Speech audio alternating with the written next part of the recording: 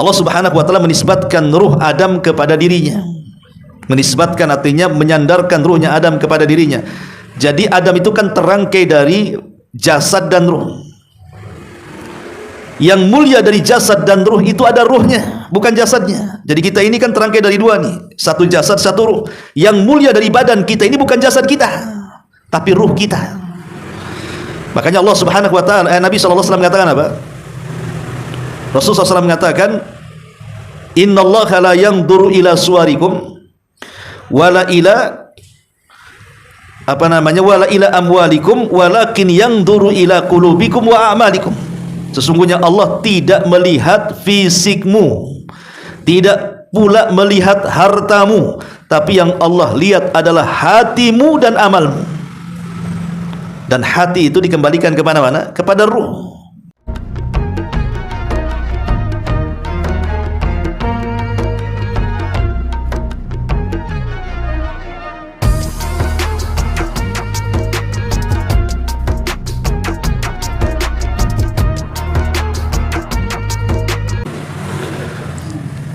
Baik, kita mulai. Bismillahirrahmanirrahim. Assalamualaikum warahmatullahi wabarakatuh.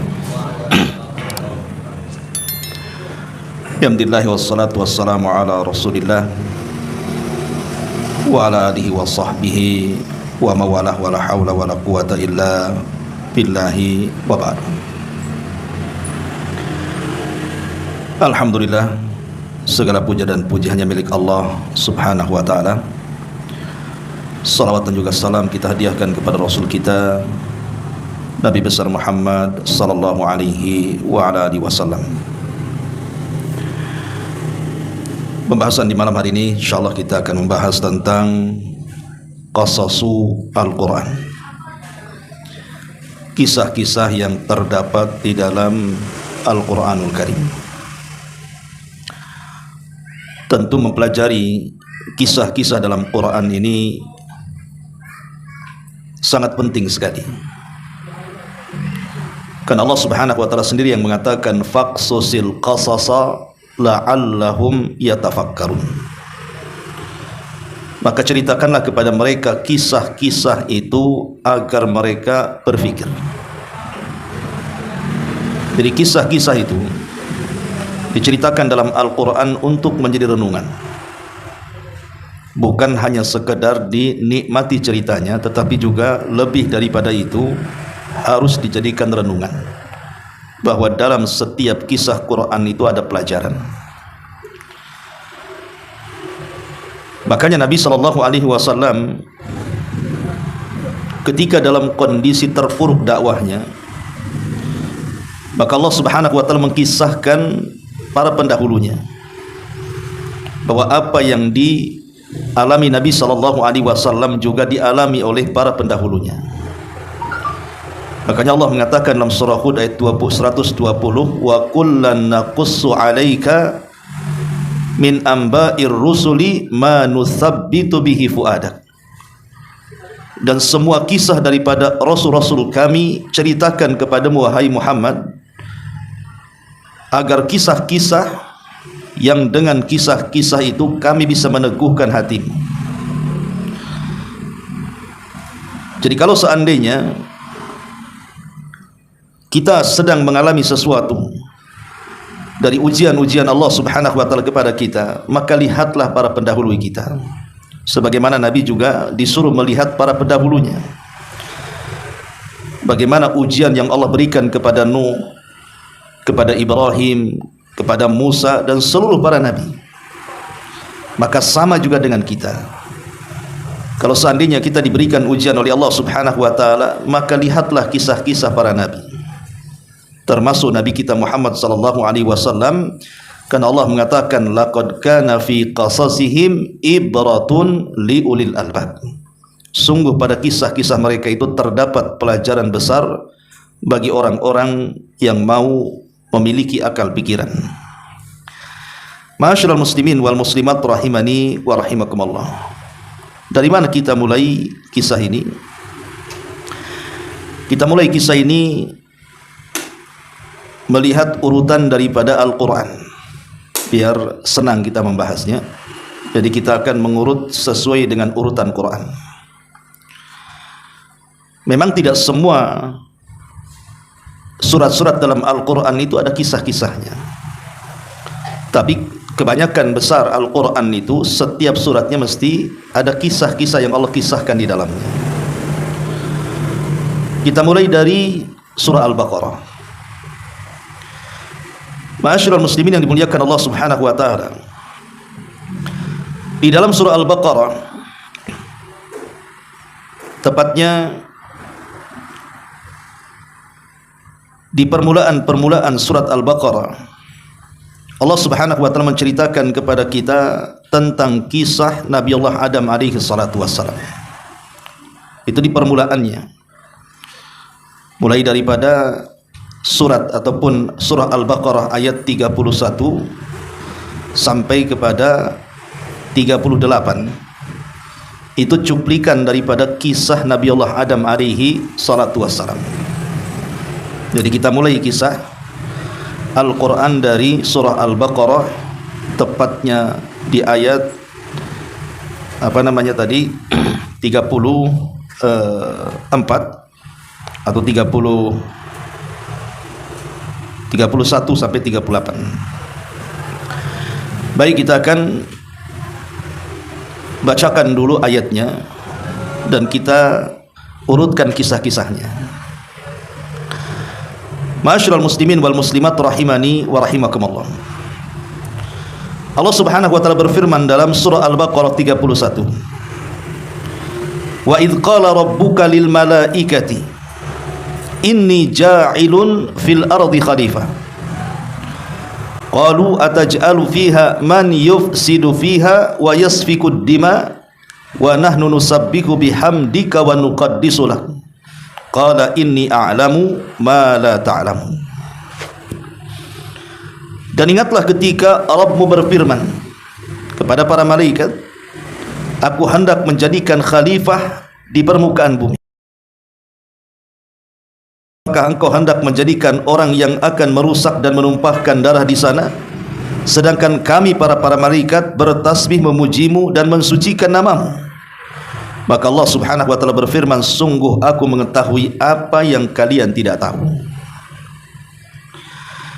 Ma'asyiral muslimin wal muslimat rahimani wa rahimakumullah. Kisah Nabi Allah Adam alaihi salatu wassalam itu tercantum di banyak surat dalam Al-Quran.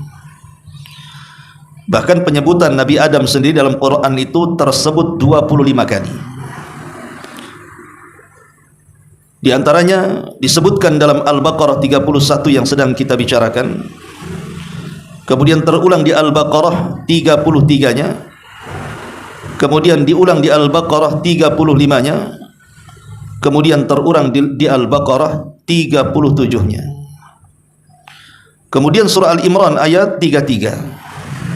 Al-Imran ayat 59, Al-Maidah ayat 27, kemudian Al-A'raf ayat 26, kemudian Al-A'raf ayat 27, kemudian terulang di Al-A'raf ayat 31, Al-A'raf ayat 35, Al-A'raf ayat 172, kemudian surah Isra ayat 70, Maryam 58, surah Toha 115, kemudian terulang di Toha 117, kemudian diulang dalam Toha juga 120 dan 121, kemudian dalam surah Yasin 60 dan surah Al-A'raf ayat 11 dan begitu seterusnya. Jadi cukup lengkap kisah Nabi Allah Adam alaihi salatu wassalam karena terulang-ulang di beberapa ayat dan di beberapa surat dalam Al-Quranul Karim, sehingga enak menceritakannya.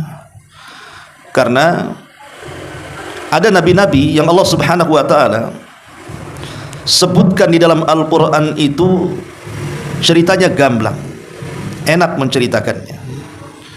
Seperti kisahnya Nabi Yusuf, kisahnya Nabi Musa, kisahnya Nabi Adam, itu enak kisahnya karena gamblang dan lengkap. Tapi ada nabi-nabi itu yang diceritakan dalam Al-Quran, seperti kisah Nabi Allah Saleh, kisah Nabi Allah Shu'aib, itu global-global saja. Dan yang lebih parah juga ada yang hanya ada namanya tapi tidak ada kisahnya.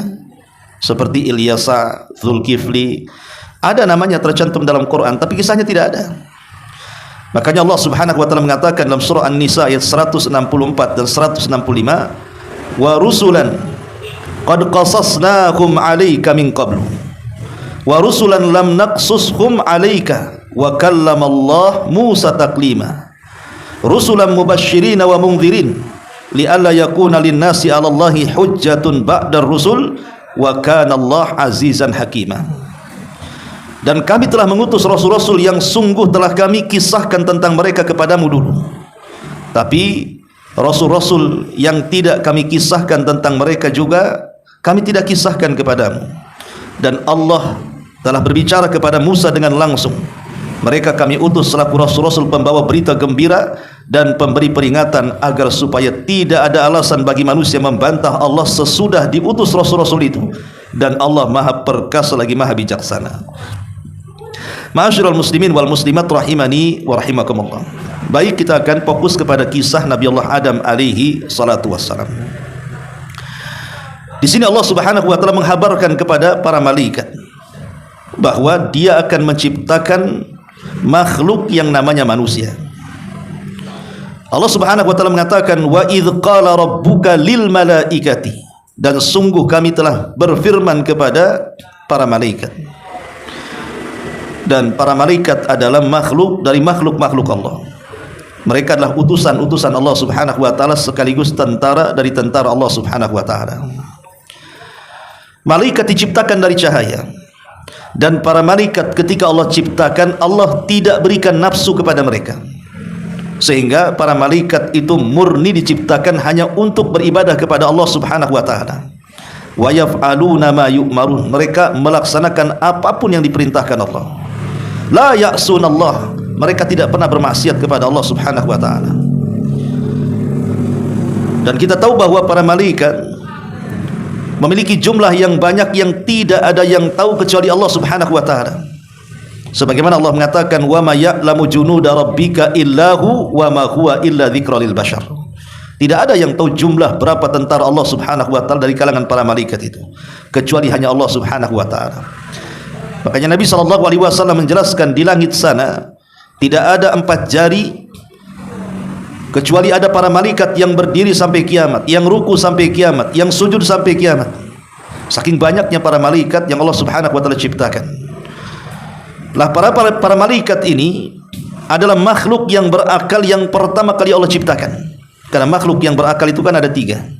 Pertama malaikat, yang kedua jin, dan yang ketiga manusia. Lah malaikat ini yang pertama diciptakan Allah Subhanahu wa taala, tercipta dari nur, dari cahaya. Adapun makhluk yang berakal kedua yang diciptakan setelah para malaikat adalah bangsa jin, dan mereka tercipta dari nar, dari api. Dan yang ketiga baru Adam dan keturunannya. Adam alaihi salatu wassalam tercipta dari tanah. Artinya sebelum Adam alaihi salatu wassalam diciptakan sudah ada makhluk yang menghuni bumi ini yang namanya bangsa jin. Jadi bumi yang kita tempati ini sebelum Allah Subhanahu wa taala serahkan kepada kita para manusia, itu sudah didahului ditempati oleh kalangan jin. Dan mereka juga artinya khalifah. Khalifah itu artinya makhluk yang menggantikan makhluk sebelumnya. Adam tidak mungkin disebut khalifah kecuali sebelumnya menggantikan makhluk yang sudah ada. Makanya Abu Bakar itu disebut khalifatu Rasulillah, karena dia mengganti Nabi. Berarti di bumi ini ada 2 khalifah. Pertama bangsa jin, ya tentu yang dipimpin oleh iblis, itu khalifah yang pertama. Kemudian yang kedua Adam alaihi salatu wassalam, itu khalifah yang kedua. Jadi Adam menggantikan posisi iblis. Dan disebut khalifah artinya yakhlufu ba'duhu ba'dha, makhluk yang bergenerasi, di mana generasi kedua menggantikan generasi pertama, generasi ketiga menggantikan generasi kedua, dan begitu seterusnya. Nah di sini Allah Subhanahu wa taala mengatakan, wa idz qala rabbuka lil malaikati inni ja'ilun fil ardi khalifah. Sesungguhnya kata Allah Subhanahu wa taala, aku akan menjadikan di bumi ini makhluk yang akan menggantikan makhluk sebelumnya. Maksudnya Adam yang akan menggantikan posisi iblis dan para jin yang ada sebelumnya. Muslimat rahimani wa rahimakumullah. Ketika Allah Subhanahu wa taala mengatakan di hadapan para malaikat seperti itu, kemudian para malaikat mengatakan di hadapan Allah Subhanahu wa taala, memberikan tawaran. Jadi bukan membantah, tapi malaikat memberikan tawaran kepada Allah Subhanahu wa taala. Apa tawarannya? Qalu ataj'alu fiha man yufsidu fiha wa yasfiku dima wa nahnu nusabbihu bihamdika wa nuqaddisu lak. Malaikat mengatakan, ya Rabb, apakah engkau hendak menjadikan orang yang akan merusak dan menumpahkan darah di sana? Kenapa malaikat bicara seperti itu? Karena sebelumnya bumi ini dipenuhi dengan bangsa jin yang suka merusak. Jadi jin-jin yang pertama kali memenuhi bumi ini, mereka saling berperang, saling membunuh, saling merusak, menumpahkan darah, membuat kerusakan dan kerusuhan. Makanya para malaikat ini meminta kepada Allah Azza wa Jalla, apa engkau akan menciptakan makhluk yang sama dengan mereka ya Rabb? Tentu ini istijal ya, maksudnya terburu-burunya para malaikat ya. Dalam kondisi-kondisi tertentu terburu-buru itu kan tidak baik, karena kan Allah belum menciptakan, baru akan. Tapi malaikat sudah terburu-buru menilai, karena melihat makhluk sebelumnya memang sebagai perusak bangsa jin itu. Akhirnya disinilah kemudian para malaikat menawarkan dirinya, atau dalam bahasa Arab disebut al-ard namanya. Apa kata malaikat? Wa nahnu nusabbihu bihamdika wa nuqaddisu lak. Seolah-olah malaikat mengatakan begini, ya Rabb, kalau engkau merencanakan hendak menciptakan makhluk yang lain selain dari kalangan jin, yang nantinya mereka akan merusak di bumi, akan merumpahkan darah di bumi, utus kami saja ke bumi. Biar bumi itu dipenuhi oleh kami, biar di bumi ini tidak ada kesyirikan, biar di bumi ini penuh dengan tasbih dan tahmid. Jadi para malaikat ingin menawarkan dirinya, itu disebut al-ard namanya. Bukan menentang perintah Allah, tidak ya. Karena ada orang yang mentafsirkan seolah-olah ini malaikat menyanggah gitu ya, menentang perintah Allah. Tidak, malaikat menawarkan dirinya.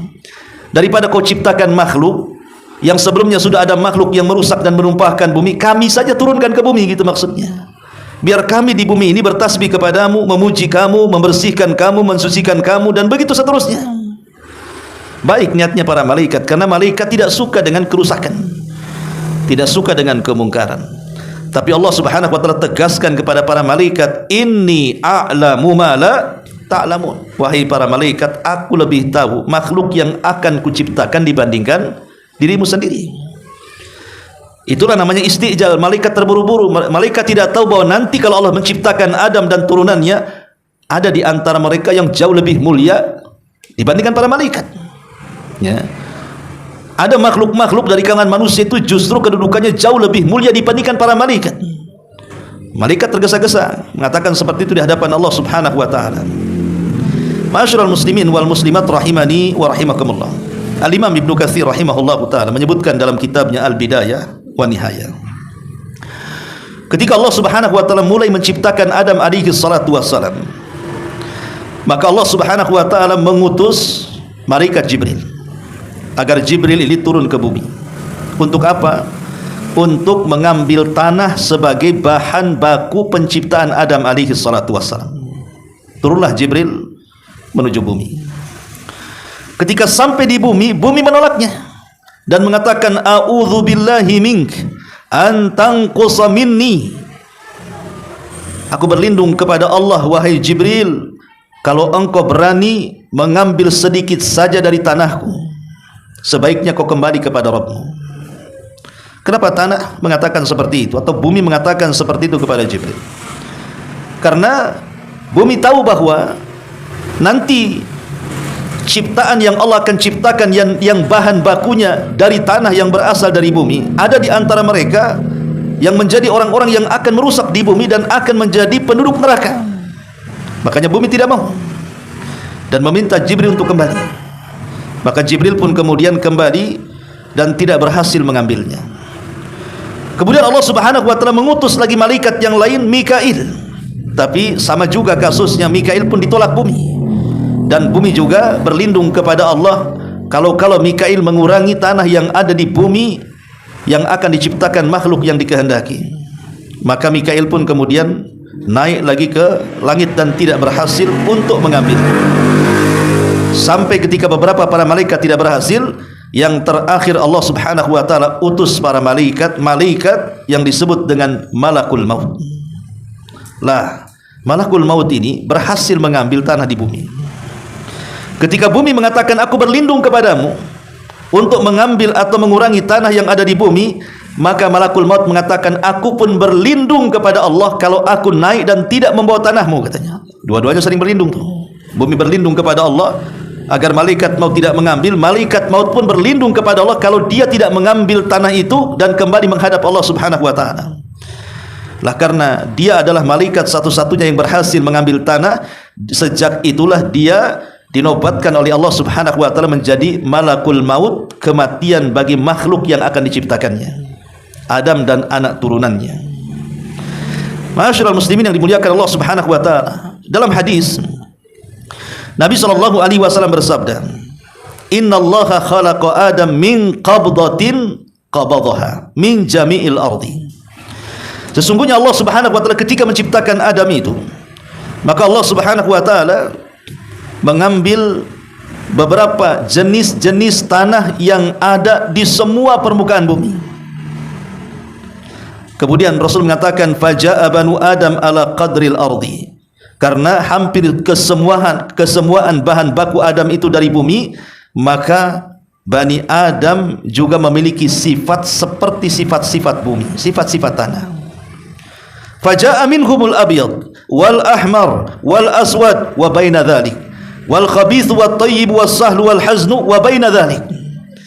Maka lihatlah anak Adam, di antara mereka ada yang berwarna putih, karena ketika Malakul Maut mengambil tanah sebagai bahan baku Nabi Adam itu juga dengan berbagai macam warna tanah.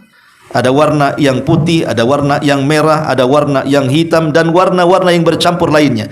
Makanya nanti turunan Adam juga kulit-kulit mereka mengikuti kulit tanah. Jadi ada yang kemudian warnanya putih gitu ya. Kemudian juga ada warna kulitnya merah, ada warna kulitnya hitam, ada yang bercampur baur antara ya merah kuning hitam gitu. Gitu. Pokoknya manusia itu macam-macam kulitnya kan, tidak sama gitu ya. Bukan hanya sekedar itu, termasuk sifat-sifatnya juga. Karena ketika menciptakan Adam itu juga tanah yang diambil itu ada yang keras, ya, ada yang lembek, ya. Ada yang di antara keduanya, antara keras dan lembek, dan begitu seterusnya. Maka manusia juga akhirnya seperti itu. Datanglah manusia yang jahat, manusia yang baik, manusia yang mudah, manusia yang keras, manusia yang sedih, dan begitu seterusnya. Jadi sifat-sifat manusia itu dikembalikan kepada sifat-sifat tanah, dari kulitnya sampai kepada wataknya. Ma'asyiral muslimin yang dimuliakan Allah Subhanahu wa taala, intinya setelah Allah Subhanahu wa taala kemudian menciptakan Adam alaihi salatu wassalam di langit sana, maka iblis mendengar. Kita tahu bahwa kenapa iblis sampai di bumi, bersama para malaikat di langit sana. Jadi ketika bangsa jin yang ada di bumi itu, mereka menjadi makhluk yang merusak, menumpahkan darah. Maka Allah Subhanahu wa taala mengutus para malaikat untuk mentertibkan mereka. Jadi malaikat diutus oleh Allah untuk mentertibkan mereka semuanya. Sehingga ada para malaikat yang saat ditertibkan bangsa jin yang saat ditertibkan para malaikat yang melawan, maka mereka dipenjarakan di pulau-pulau yang kosong, di lautan, di sungai. Akhirnya kemudian mulailah bangsa jin mulai tertib. Sudah tidak ada lagi yang merusak, menumpahkan darah setelah para malaikat diutus oleh Allah untuk menyerang mereka. Kemudian menculik salah satu pembesar dari mereka. Dibawalah salah satu pembesar mereka itu, dibawa ke alam para malaikat di atas langit sana. Itulah yang disebut dengan iblis. Orang-orang ahli kitab atau kisah-kisah Israiliyat menyebut namanya sebagai Azazil, tapi kita mengenal namanya sebagai iblis. Lah, karena pimpinannya kemudian diculik dan dibawa ke langit, kemudian hidup di tengah-tengah para malaikat, akhirnya sadar. Gimana hidup di alam malaikat? Akhirnya dia sadar dan mengikuti gaya malaikat akhirnya di langit sana dan menjadi penguasa langit pertama. Si iblis ini akhirnya menjadi jin yang paling saleh karena dididik para malaikat di langit sana itu. Sehingga karena terbiasa bersama para malaikat sehingga akhirnya ya dia seperti malaikat beribadah kepada Allah Subhanahu wa taala sampai akhirnya dia pun dihadiahi untuk menjadi khazainul jannah, penjaga surga. Jadi akhirnya naik lagi dari penguasa langit pertama sampai ke langit ketujuh. Dimasukkan iblis ke dalam surga karena kesolehan. Itulah dia mendengar bahwa Allah Subhanahu wa taala akan menciptakan makhluk yang namanya Adam alaihi salatu wassalam. Mulailah watak aslinya keluar. Watak aslinya keluar. Mulailah ada hasad dalam hatinya.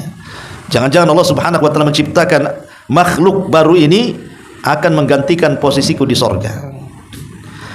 Makanya ketika Allah Subhanahu wa taala sudah menciptakan Adam dan dibiarkan mengering sampai ada yang mengatakan 40 tahun lamanya, belum ditiupkan ruh. Maka iblis kemudian mulai melihat seperti apa sih ciptaan yang Allah ciptakan itu. Mulailah diputar-putar tutup patung Adam itu. Belum diciptakan ruh itu. Masuk dari lubang telinga, keluar dari lubang hidung, masuk dari lubang mulut, keluar dari lubang dubur, dan begitu seterusnya.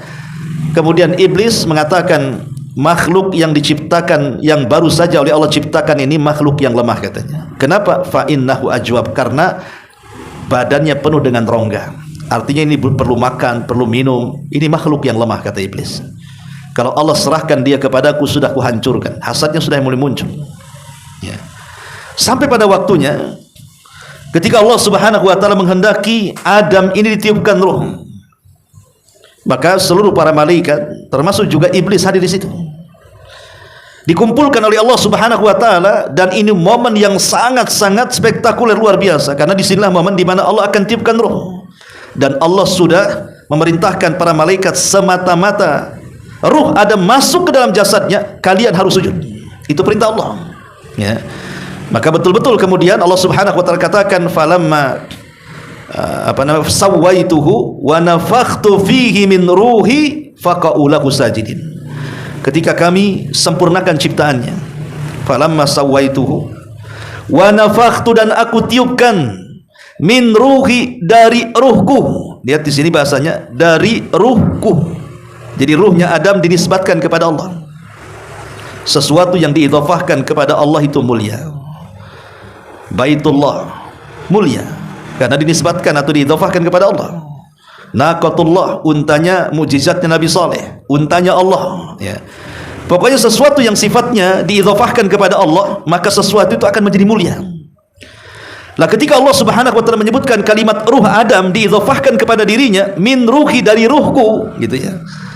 Artinya ruh Adam ini mulia karena diidhafahkan kepada Allah. Semata-mata ruhku masuk ke dalam jasad Adam, faqa'u, maka kalian wajib tersungkur sujud, faqa'u lahu sajidin. Maka betul-betul ketika ruh itu masuk, para malaikat pun sujud kepada Adam alaihi salatu wassalam. Sujud kepada apanya? Sujud kepada ruhnya, bukan ke dalam kepada jasadnya. Karena Allah Subhanahu wa taala menisbatkan ruh Adam kepada dirinya. Menisbatkan artinya menyandarkan ruhnya Adam kepada dirinya. Jadi Adam itu kan terangkai dari jasad dan ruh. Yang mulia dari jasad dan ruh itu ada ruhnya, bukan jasadnya. Jadi kita ini kan terangkai dari dua nih, satu jasad, satu ruh. Yang mulia dari badan kita ini bukan jasad kita, tapi ruh kita. Makanya Allah Subhanahu wa taala, Nabi sallallahu alaihi wasallam mengatakan apa? Rasulullah SAW mengatakan, innallaha la yanzuru ila suwarikum wala ila wala ila amwalikum walakin yanzuru ila qulubikum wa a'malikum. Sesungguhnya Allah tidak melihat fisikmu, tidak pula melihat hartamu, tapi yang Allah lihat adalah hatimu dan amalmu. Dan hati itu dikembalikan ke mana-mana? Kepada ruh. Kalau saya mau buat logika seperti ini, teman. Kalau seandainya ada orang hidup, antum ikat, kemudian antum gali kuburan, kemudian antum masukkan orang itu hidup-hidup, kemudian dikuburkan, Kira-kira apa kata manusia? Antum dibilang sadis itu kan. Masa menguburkan orang masih hidup? Kan itu ya. Kenapa kemudian antum dibilang sadis? Karena belum layak dikubur. Dia masih hidup. Mungkin antum dianggap pembunuh kan gitu. Karena tempatnya bukan di situ. Tapi coba kalau seandainya ada jasad yang sudah tidak ada ruhnya, walaupun dia seorang presiden, seorang menteri, jangan dikubur. Ya, antum taruh saja di kursi gitu ya, gak usah dikubur. Kira-kira seminggu atau 2 minggu gitu kan, biarkan di kursi itu. Kira-kira antum dikatakan apa manusia? Orang itu jahat sekali katanya. Masa mayat ditaruh di kursi? Bawalah ke kuburan sana, dikubur di sana. Kan harusnya kan gitu kan itu ya. Karena memang tempatnya di situ. Jadi jasad ini kalau sudah tidak ada ruhnya, maka tidak ada kemuliaan sedikit pun, ikhwan. Walaupun dia presiden, walaupun dia menteri, walaupun dia orang kaya, kalau jasad ini sudah tidak ada ruhnya, maka tidak ada kemuliaan lagi dalam hidupnya. Makanya kenapa kemudian para malaikat ini sujud kepada Adam itu bukan kepada fisik Adam, tapi kepada ruh yang dimasukkan ke dalam Adam, karena ruh yang dimasukkan ke dalam Adam itu bukan ruh biasa, tapi ruh yang disandarkan kepada Allah Subhanahu wa taala sehingga memiliki kemuliaan. Dan sujudnya para malaikat ini bukan sujud ibadah, tapi sujud takrim, sujud penghormatan. Bahkan ada sebagian ahli tafsir mengatakan sujudnya para malaikat itu menjadikan Adam kiblat bagi mereka seperti kita menjadikan Ka'bah itu kiblat dalam sujud salat kita. Ya. Ada mengatakan seperti itu menurut sebagian ahli tafsir. Ma'asyiral muslimin wal muslimat rahimani wa rahimakumullah. Di sini Allah Subhanahu wa taala mengatakan, qala inni a'lamu ma la ta'lamun. Sesungguhnya aku lebih tahu tentang ciptaanku dibandingkan kalian wahai para malaikat. Ya.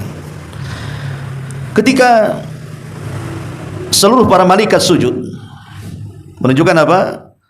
Kemuliaan Adam alaihi salatu wassalam jauh lebih mulia dibandingkan para malaikat. Sekarang malaikat tahu siapa makhluk yang diciptakan Allah. Karena dengan sujudnya para malaikat kepada Adam menunjukkan Adam lebih mulia dibandingkan para malaikat.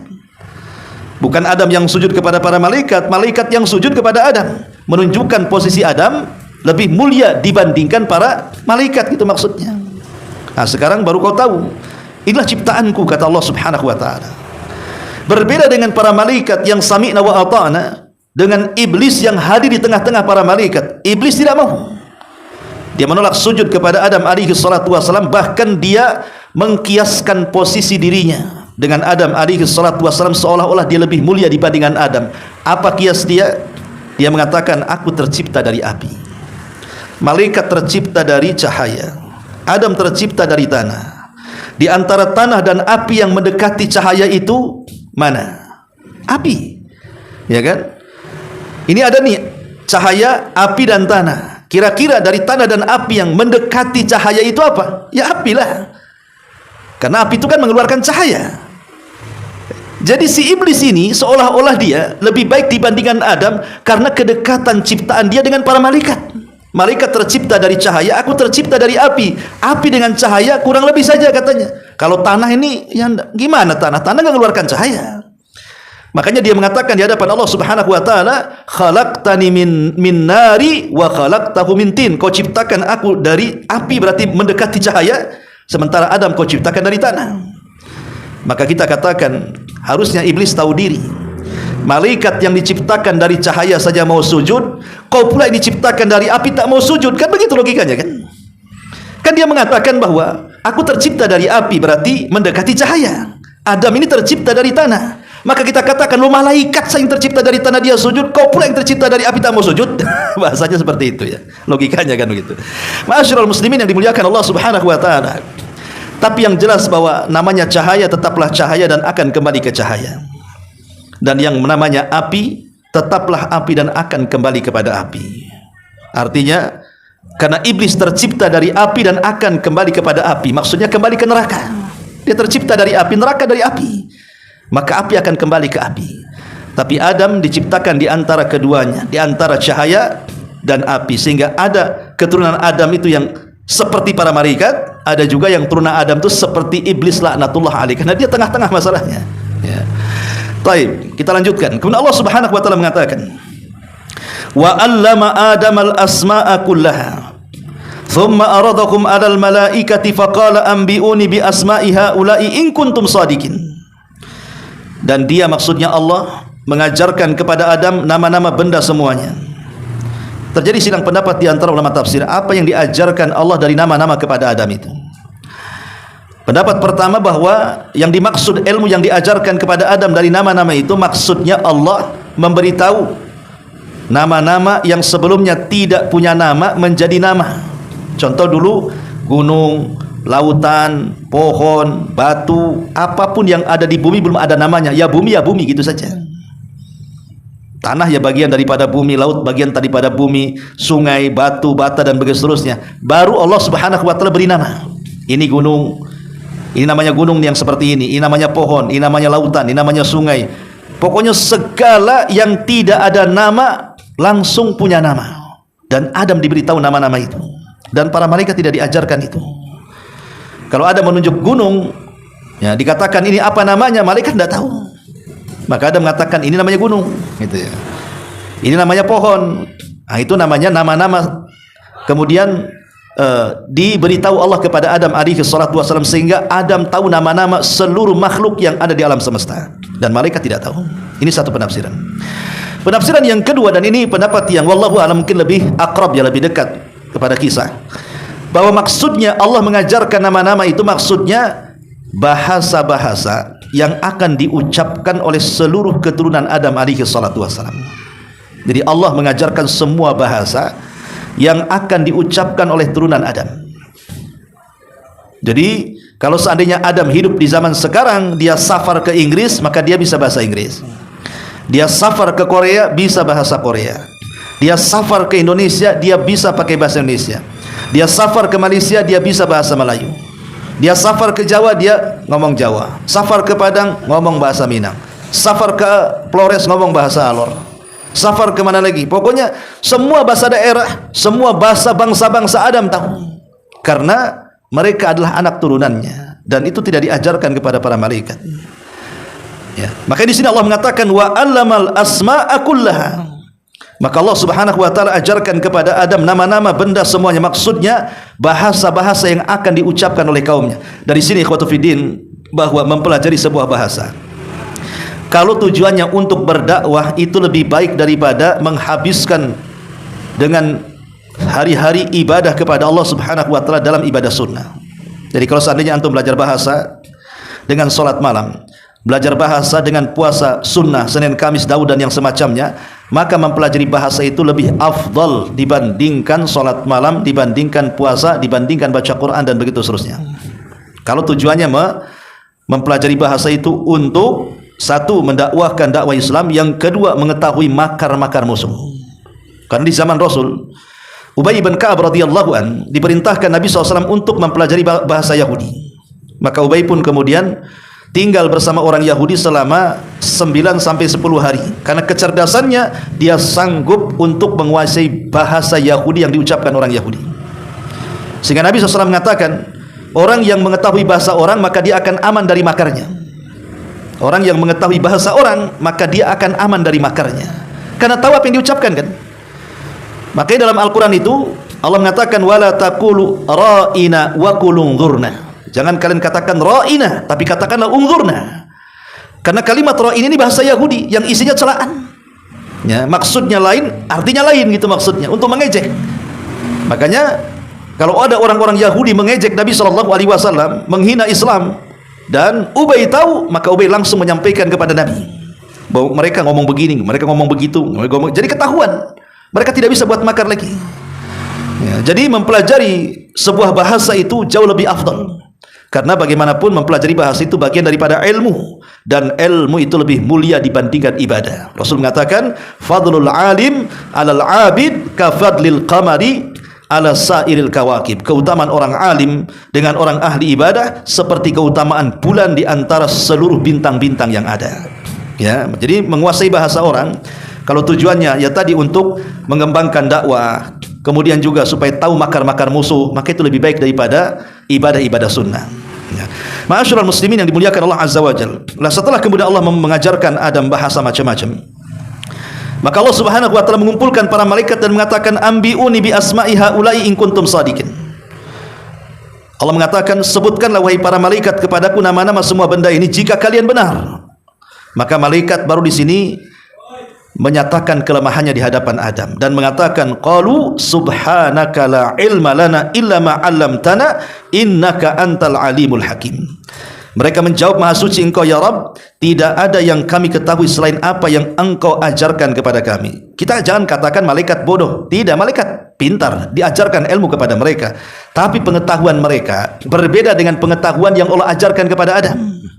Ya, ilmu yang diajarkan Allah kepada para malaikat berbeda dengan ilmu yang Allah ajarkan kepada Adam, di mana ilmu yang diajarkan kepada Adam tidak diajarkan kepada para malaikat. Dan di sini ada faedah kalimat apa namanya? La ilma lana illa ma 'allamtana. Bahwa kata para malaikat, tidak ada yang kami ketahui selain apa yang engkau ajarkan kepada kami. Dari sini kita tahu bahwa pengetahuan makhluk itu sangat sedikit dibandingkan pengetahuan Allah. Karena ilmu yang diajarkan Allah kepada kita ini itu tidak banyak, sementara ilmu yang belum diajarkan kepada kita jauh lebih banyak. Sehingga Allah katakan, wa ma utitu minal ilmi illa qalila, bahwa tidaklah Allah Subhanahu wa taala memberikan ilmu kepada makhluknya kecuali sedikit. Dan di sini juga ada faedah penting ikhwan, di mana tidak ada yang bisa memuliakan ahlul fadl, orang yang punya keutamaan, illa ahlal fadli, kecuali yang memiliki keutamaan juga. Ustaz dimuliakan oleh sesama ustaz, maksudnya begitu ya. Orang yang berilmu akan dimuliakan oleh sama-sama orang yang berilmu.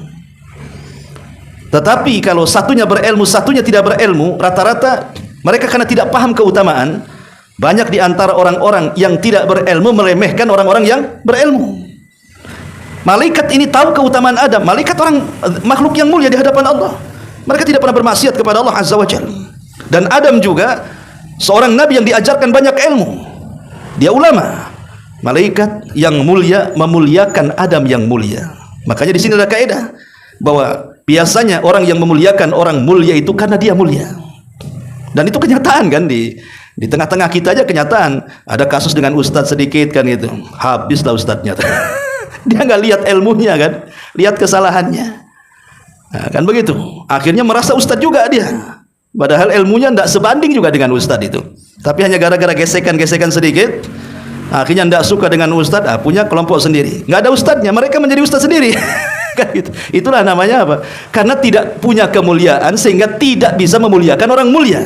Nah, di sini kaidahnya ini penting. Dan ini harus dipahami oleh para talabatul ilmi masalahnya. Baik. Ma'asyiral muslimin wal muslimat rahimani wa rahimakumullah. Kemudian Allah Subhanahu wa taala mengatakan, qala ya Adam ambihum bi asma'ihim. Wahai Adam, beritahu kepada mereka para malaikat nama-nama yang sudah kuajarkan itu. Falamma amba'ahum bi asma'ihim, ketika Adam kemudian memberitahu kepada mereka dengan nama-nama yang Allah ajarkan itu, qala alam aqul lakum inni a'lamu ghaibas samawati wal ard wa a'lamu ma tubduna wa ma kuntum taktumun. Maka Allah katakan di hadapan para malaikat, bukankah telah aku katakan kepada kalian bahwa aku mengetahui rahasia langit dan bumi, dan aku mengetahui apa yang kamu nyatakan dan apa yang kamu sembunyikan. Kan pada awalnya malaikat mengatakan apa? Sudahlah, tidak perlu menciptakan makhluk itu, turunkan saja kami ke bumi, biar kami yang akan bertasbih di bumi ya.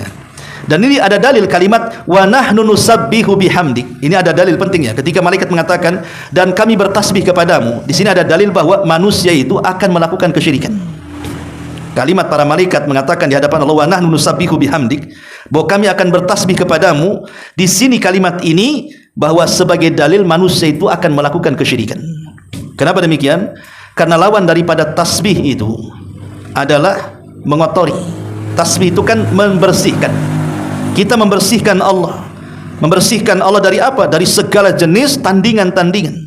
Membersihkan Allah dari segala jenis kekurangan-kekurangan. Maka ketika ada orang yang mengatakan Allahu tsalitsu tsalatsa, Allah itu satu di antara tiga, maka kita katakan tidak. Subhanallah kan itu. Allah itu maha suci dari itu semua. Makanya Allah Subhanahu wa taala mengatakan apa? Amma yusyrikun, subhanaka amma yusyrikun. Maha suci engkau ya Rabb terhadap apa yang mereka sekutukan. Ya. Jadi si dalil bahwa ketika malaikat bertasbih kepada Allah menunjukkan bahwa bangsa manusia itu akan melakukan kesyirikan di situ. Tapi Allah katakan, inni a'lamu ma la ta'lamun. Aku lebih tahu dibandingkan engkau. Buktinya setelah diciptakan Adam dan anak turunannya, justru sebagian mereka ada yang lebih mulia jauh di atas para malaikat. Walaupun ada juga yang kemudian jatuh ke bumi dan lebih buruk dibandingkan iblis, bahkan dibandingkan binatang ternak sekalipun. Kemudian Allah mengatakan, wa idh qulna lil malaikati isjudu li Adam fasajadu illa iblis aba wastakbara wa kana minal kafirin. Dan ingatlah ketika kami berkata kepada para malaikat, sujudlah kalian kepada Adam, maka mereka sujud kecuali iblis, enggan, sombong, dan iblis termasuk makhluk yang kafir. Berarti di sini iblis, sebab kenapa dia tidak mau sujud, pertama karena hasad, yang kedua karena kesombongan. Aba itu maksudnya karena hasad, yang kedua wastakbaru karena sombong. Jadi dua penyakit ini yang menghalangi orang dapat hidayah. Orang kalau sudah hasad akan susah dapat hidayah. Orang kalau sudah sombong akan susah dapat hidayah. Seperti iblis, ya. Bayangkan iblis itu hidup di hadapan Allah dan di tengah-tengah para malaikat. Tapi kenapa dia bisa hasad dan juga sombong? Itulah karakter asli dari kalangan jin. Karena kita tahu bahwa iblis itu bagian daripada jin. Allah katakan kana minal jinni fa fasaqa an amri rabbih. Jin itu, iblis itu bagian daripada jin yang melakukan kefasikan kepada Rabbnya. Ma'asyiral muslimin wal muslimat rahimani wa rahimakumullah. Kemudian Allah mengatakan, wa qulna ya Adam uskun anta wa zaujukal jannah wa kula minha ragadan haitsu syi'tuma wa la taqraba hadhihi asyajarata fatakuna minadh dhalimin. Dan kami berfirman, wahai Adam, tinggallah engkau dan istrimu. Ayat ini menjelaskan kepada kita tentang kasih sayang Allah Subhanahu wa taala kepada Adam alaihi salatu wassalam. Karena tahu bahwa seindah-indahnya sorga, yang kenikmatannya tidak bisa dipandang mata, tidak pernah didengar telinga, terlintas di otak manusia pun tak bisa saking indahnya. Tapi kalau Adam hidup sendirian di sorga itu, maka Adam akan hidup dengan perasaan yang penuh dengan ketakutan. Tidak akan merasakan keindahan. Anggaplah nih, Batam ini milik antum, dengan segala fasilitasnya hari ini, dengan mobilnya, dengan apartemennya, tapi antum hidup sendiri di Batam. Ke Batu Haji sendiri, Batu Besar sendiri, ke Bengkong sendiri, lontang lantung sendiri. Apa nggak ketakutan antum? Ya. Nggak enak, ya. Kita suruh hidup sendiri di Batam loh, kita nggak enak kan gitu ya. Maka Allah tahu bahwa Adam ini walaupun dimasukkan ke dalam sorga, tapi kalau hidup sendiri pasti nggak nyaman dia. Boleh jadi mungkin dia akan ketakutan sendirian. Makanya di situ Allah Subhanahu wa taala berikan kasih sayangnya kepada Adam alaihi salatu wasallam sampai satu hari Adam ini tertidur. Saat tertidur, Allah Subhanahu wa taala kemudian mengambil tulang rusuk yang paling atas, yang paling bengkok, yang dekat dengan jantung, diambil oleh Allah. Kemudian diciptakan dari tulang rusuk yang paling bengkok, yang paling atas, yang dekat dengan jantung Adam itu seorang wanita yang dikenal dengan Hawa. Hawa itu artinya oksigen, ya. Nah, kita ini bernafas itu artinya Hawa. Kenapa Hawa disebut Hawa? Karena satu-satunya makhluk yang tercipta dari benda yang hidup. Adam kan hidup, ya. Diambil benda yang hidup, maka terciptalah Hawa. Kalau Adam kan diciptakan dari benda mati, dari tanah, kan tanah mati, ya kan? Tapi Hawa ini tercipta dari makhluk yang hidup, maka disebut Hawa. Ya, Hawa itu ya bernafas, itu Hawa artinya. Ya. Jadi kenapa kemudian diciptakan Hawa ketika Adam sedang tertidur, supaya tidak ada kebencian. Sebab kalau Adam sedang terjaga diambilkan sakit, ya, sehingga takutnya nanti akan benci kepada Hawa. Makanya ketika menciptakan Hawa, kondisi Adam sedang tidur, diambil tulang rusuknya, diciptakan Hawa, tiba-tiba ditidurkan di sampingnya. Ketika Adam terbangun, dia kaget, rupanya ada perempuan di sampingnya. Ketika ditanya, siapa kamu? Kata Hawa, saya Hawa. Ya. Kenapa kau diciptakan? Kata Hawa, liaskuna ma'aka, agar aku bisa memberikan ketenangan kepadamu. Dari sini turun ayat, wa min ayatihi an khalaqalakum min anfusikum azwaja litaskunu ilaiha wa ja'ala bainakum mawaddata wa rahmah inna fi dzalika laayatin liqaumi yatafakkarun. Ini di antara khulasah dari kisah Nabi Adam alaihi salatu wassalam dalam surah Al-Baqarah, dan kita akan ketemu kisah-kisah yang lainnya dari kisah Al-Baqarah ini. Mudah-mudahan ada manfaatnya. Subhanakallahumma bihamdika asyhadu an la ilaha illa anta astaghfiruka wa atubu ilaik. Allahu taala alam. Assalamualaikum warahmatullahi wabarakatuh.